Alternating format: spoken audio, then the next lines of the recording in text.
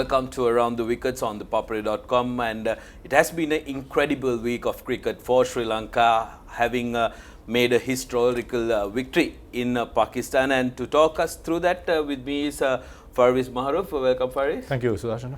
And Sri Lanka made heads turn in the international cricket circuit, having sent a second string team to Pakistan. They managed to whitewash Pakistan, world's #1 ranked T20 side in Pakistan itself. So it's a terrific performance by them. Sri Lanka won the first game by 64 runs, second game by 35 runs, and won the third game by 13 runs.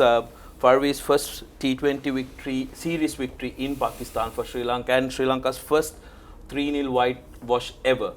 What did you take of that performance? Magnificent, isn't it? I mean, especially beating the #1 team, as you said, at their home den. It's there's not enough words to praise them. Basically, and whatever we touched turned goal. So many players we tried out in the first 2 games, the new players coming in, or maybe the players who are missed out coming into the team suddenly getting a break and them doing well, and that momentum did carry forward to the second game as well. They just and Pakistan looked a bit ordinary. I got to be honest here. I look especially in the field, the way some of the batting order shuffles what they made. They were not sure what their best 11 was. So I just thought they were rattled after the first loss, and they tried so many things, and that's where Sri Lankans did really well, where they never let Pakistan back into the game. They kept on the pressure, piling on of them, and never let Pakistan dominate. So Pakistan is a team historically, once they get the momentum, they are good. I mean, if you put them under pressure, they'll always succumb, because normally they are not good chasers. They are good defenders. They are good defenders because they got a decent bowling attack.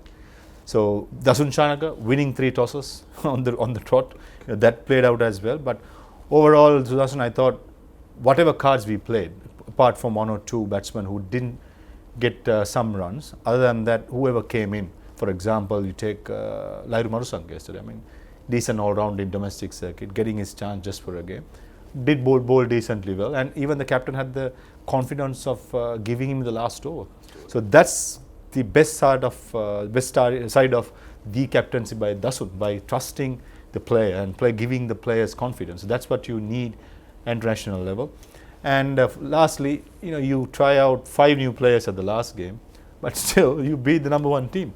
So that's how we have clicked. We got the momentum in the first game. We never let them into the game, and we just completely dominated in all 3 areas, which we haven't done for a long time. So huge praises for the young Lions, what they have achieved, which is just a start for the building up to the World Cup next year. And mind you, this is the second youngest Sri Lankan team to take field for a T20 ever, coming to the average. And do you think, Mahar, adding on to what you said, did Pakistan take Sri Lanka a little lightly after the 2 convincing wins in the ODIs? Yes, Sri Lanka did put on a fight, but did they take them a little too lightly?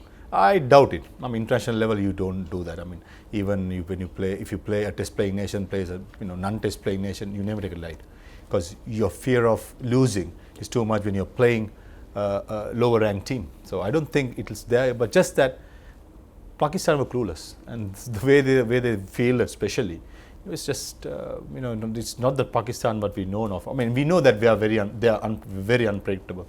On their day they can be superb, but if they have a day off, that's going to be worse. So that's what we saw from them. But you can't take anything from Sri Lankans, but how they played. I mean, it was magnificent to see the youngsters coming in, playing all the strokes, and whatever we touched, it turned goal. Oh, absolutely. That's exactly what happened in Pakistan. For Pakistan, it wasn't the ideal return of cricket. Yes, they got the 2 one-days out of the way, but the T20 series they will not be very, very proud of. Now, let's take a look at the star performance for Sri Lanka. Like Maha said, a couple of players putting their hands up and really grabbing that opportunity. But I think we'd be right to term Wanindu Hasaranga the man of the series or the T20 series as the find of the tournament. He was a complete all-rounder, come his batting, especially his bowling, and also very, very important in the field as well. He was very athletic and threw himself around. Noticeably, for me, the confidence level. The confidence he showed in the field the confidence he showed to go and feel in the places where the ball comes always. He was there, like places like long on, long off, deep mid wicket. That shows he's in the game. And for a cricketer, once you get that confidence in international level, Sudarshan, it's always, you are in there. When you get the confidence, you just want to get out there. You just want the ball to come. So I just felt that Wanindu is at his top of his game, and especially with his bowling. Now the Pakistanis picked his googly, where else generally Pakistanis play leg spin well, but in this series they look very ordinary. So 8 wickets in 3 games. I mean, that's Wanindu Hasaranga for me. It's the biggest positive out of this tour. And talking about positives, let's talk about the next man. I think, viewers, you will recall last week when we spoke about the team, the T20 outfit, something of Farveez Maharoof clearly mentioned was Bonocore Rajapaksa. Yep. If he gets going, he's going to be a very hard customer to handle, and he proved that scores of throughout the series 32, which was a small cameo that he played for the team. Then the 77, unfortunately he couldn't get going in the third T20, but you can't hold it against him. No, you can't. I mean, as I said the last show, I played against him, I played with him for such a long time. I know his capabilities. And once he gets going, he's a batsman. Any bowling attack, he could tear apart. That's what he did. I mean, you take Wahab Riaz, you bowlers who are bowling at 140. It looked very simple for him. Some of the strokes he played over extra cover, the straight drive. I mean, that's him. That's fearless. These young Sri Lankans, young players coming through. This is our brand. What suits us, we just have to, continue. We can't follow a team like India or South Africa, Australia. We just have to play our own brand. And this, what I saw after a long time, players backing themselves. I saw some games like some games in the World Cup that we played our natural flair and we won the game. And sometimes we put too much pressure in ourselves and we succumb to it. But whereas in this series, like especially Bonocore Rajapaksa, as you just mentioned, they just went out there, played their own game. And in the interview he said, he was backed by the coaches and everyone said, just go out there and play his game, and it works. This is a simple example where you go back to the basics and do what you know to do.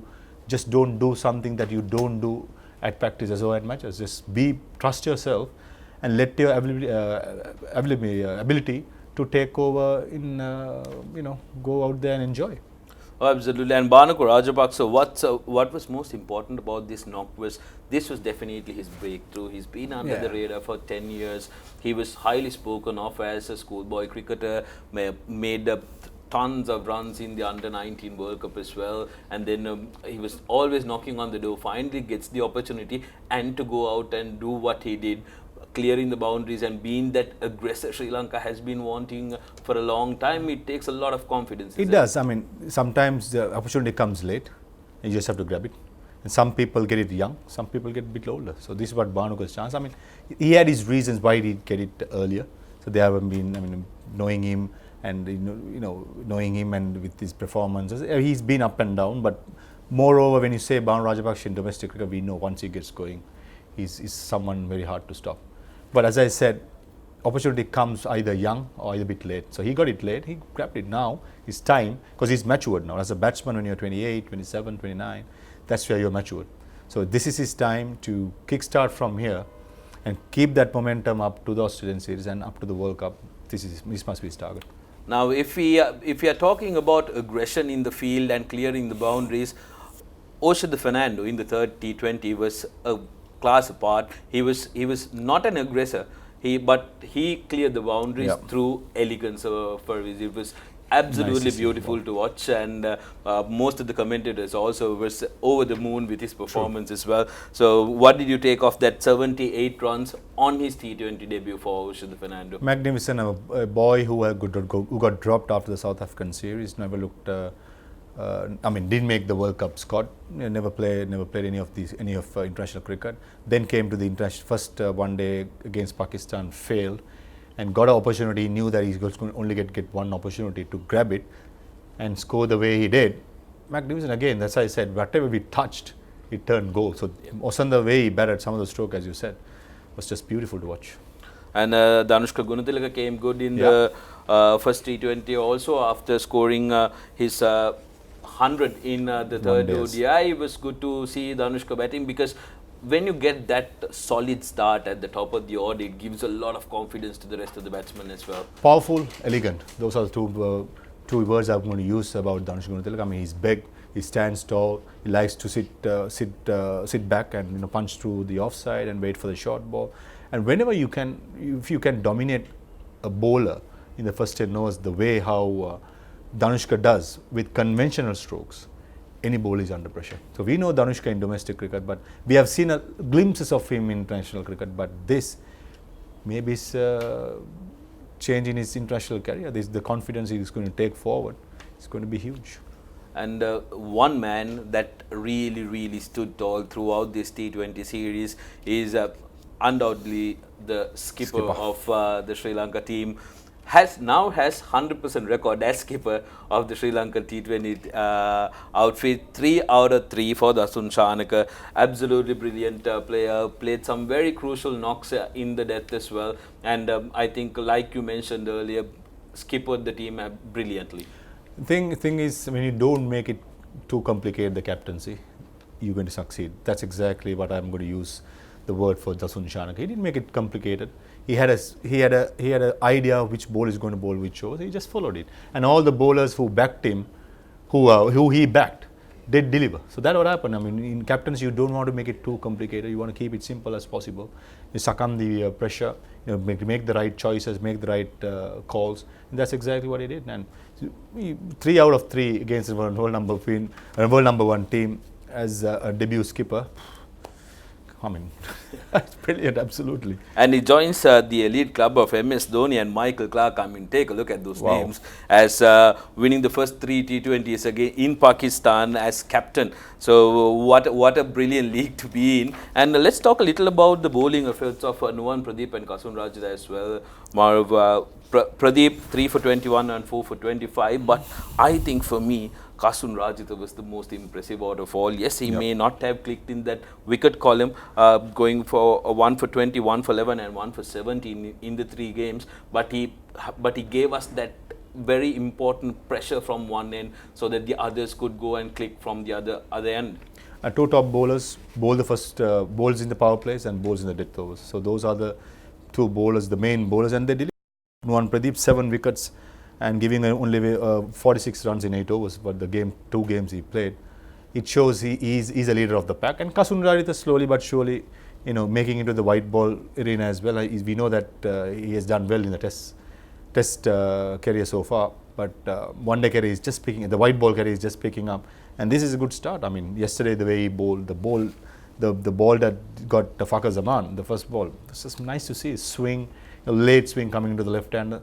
I mean, all positives. I mean, I have nothing to talk about negative stuff. This is just magnificent. After a long time, we just, freely just praising our boys. Oh, absolutely. This is what we like to do. We like to talk about positives, and thank you to all these young lions who were in Pakistan, who've given us a lot of positives to smile about, to talk about, and I'm sure the cricket-loving public in Sri Lanka are over the moon with their performance. And now, one more thing to talk about is that all the players who went 50 plus in this tour did not make the cut to the World Cup squad.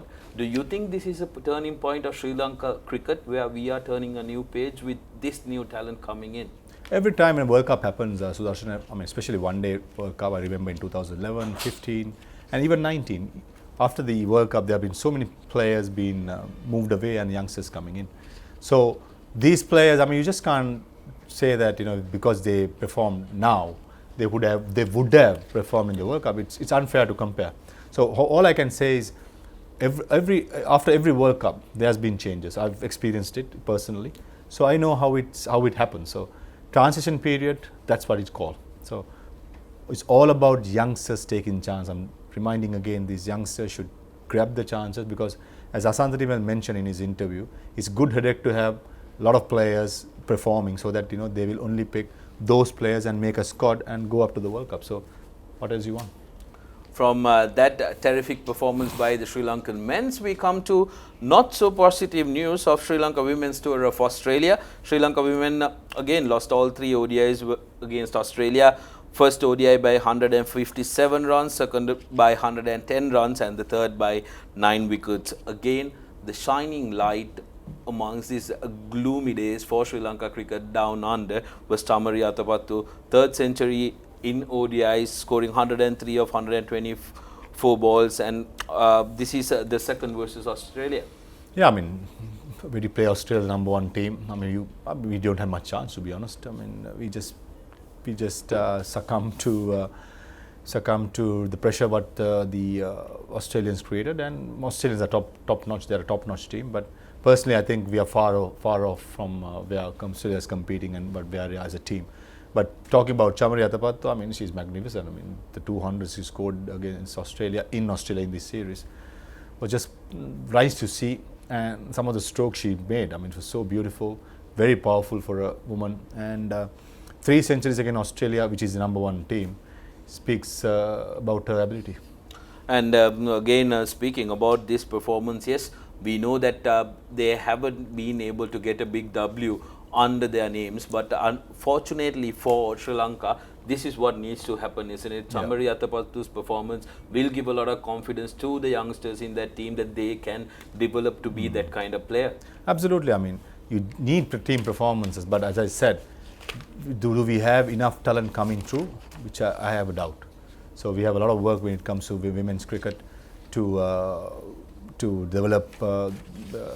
At the moment, the development rate is a bit slow. So you need to kick on by having a plan. So there's a long way to go, but miracles can happen, hopefully. So it takes a lot of hard work, but at the moment, it doesn't look that good when it comes to women's cricket, especially playing the big teams. The Bangladesh A Tour of Sri Lanka, the second unofficial test concluded as a draw. Sri Lanka putting up 268 in the first innings, and Bangladesh replied with 363, with Sri Lanka scoring 357 in the second innings. Pathum Nissanka, mammoth score of 192 in the second innings to complement his 85 in the first. Is he really pushing his case as Sri Lanka's test opener? Definitely. I mean, he's been performing well from the 2018 December when the first class season started. He's been scoring heavily, and whenever he got opportunity in the A team, he just keeps scoring big runs. So he's definitely pushing for a place in the test team. I mean, it's good that all the Sangit Kure, Pathum Nissanka, Kamil Menis, all these little youngsters are pushing the seniors, and seniors know if they don't perform, the youngsters are right behind. So that makes a healthy competition. That's exactly what's happening now. Absolutely. And also, your thoughts on Mohammad Shiraz's performance? He was impressive with the ball as well, 5 wickets for 63 runs in that, and he's one of those fast bowlers who's been performing continuously. Yeah, absolutely. He's been bowling well. Mohammad Shiraz, most of the viewers wouldn't have seen.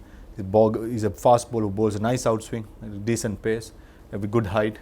So I reckon a good asset to Sri Lanka, but just that he's just new to the system. We just need to perform even more and more and keep pushing, because we have a good battery of fast bowlers in the national setup. He just have to keep bowling the way he is. I mean, I'm pretty sure that one day his turn will come. The ODI leg of the tour will start on the 9th of October and will be discussed next week. Now, going on to the MCA Premier League, very interesting news coming in. The Singa MCA Premier League is set to commence on the 13th of October, and the Sri Lanka Under-19 team will feature in this tournament as prep for the upcoming World Cup in January in South Africa. Baha, you are very involved in this. How important is this chance for these youngsters to compete in that mercantile championship? I mean, the decision was taken mainly because we feel MCA tournament and all these 4 national players plays in it. So it's the most competitive tournament in the country apart from the Super 4 and the provincial tournament. So this is the best opportunity for the youngsters to play with the top-notch players and gain experience, especially with 3 outbound tours coming up to the World Cup. So I reckon good decision made by Sri Lanka Cricket has to give a lot. I mean, we should actually thank Sri Lanka Cricket for letting the Under-19 team participate in the mercantile, and from there to start on the tour of Bangladesh and to West Indies and the World Cup. Oh, that's a brilliant news coming in, because Sri Lanka, it's been a while, Sri Lanka made their mark in that Under-19 World Cup, isn't it? We used to be very strong contenders. Now, the question of the week, we come to the question of the week now. Who has made an international century for Sri Lanka women's team other than Chamari Atapattu, who has made an international century for Sri Lanka women's team other than Chamari Atapattu is the question. You can comment below on the comment section and you will be eligible to win a brilliant prize. And last week's question was who holds the record for the highest 6-wicket partnership in ODIs in Asia. Answer was Mahela Jayawardene and MS Dhoni for Asia 11.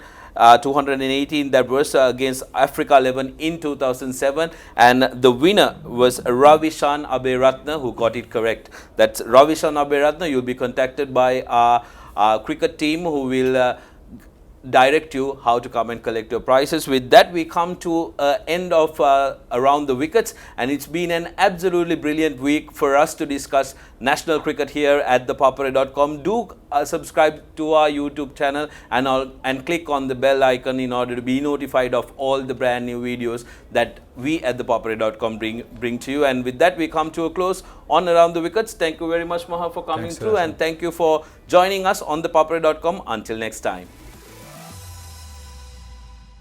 Subscribe to our YouTube channel for more videos like this, and don't forget to hit the bell icon for our latest content.